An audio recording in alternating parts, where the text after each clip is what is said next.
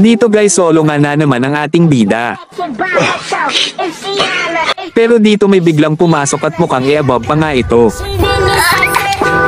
At sakto pag stop ko sa kanya, ganito ang mga nakita ko.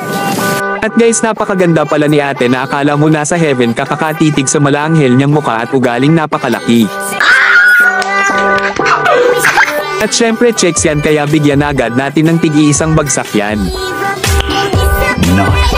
At dito start ko na sana, kaso nakita ko mythic na nga pala siya at hindi kami pwede sa RG, kaya nilaipat ko na lang sa classic lobby at ini-start ko na para di na siya makawala sa atin.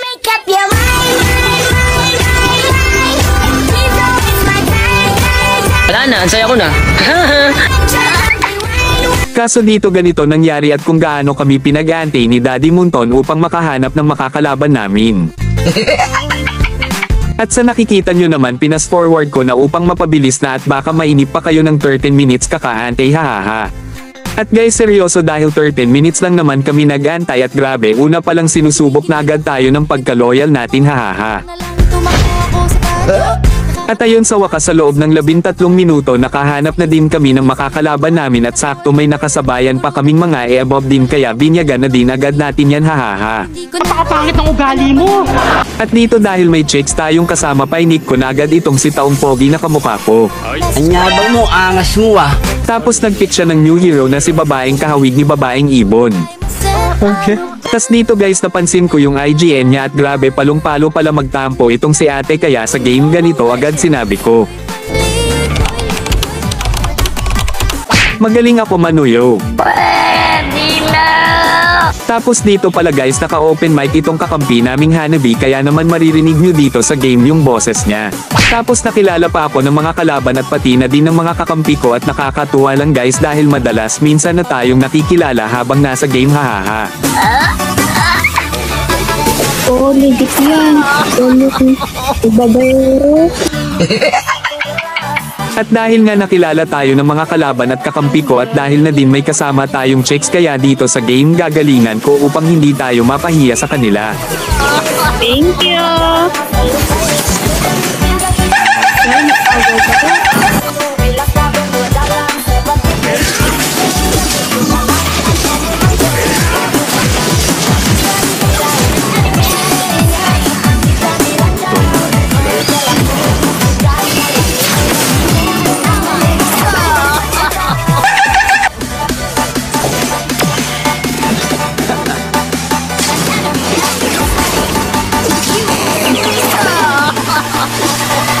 Matulog ka na.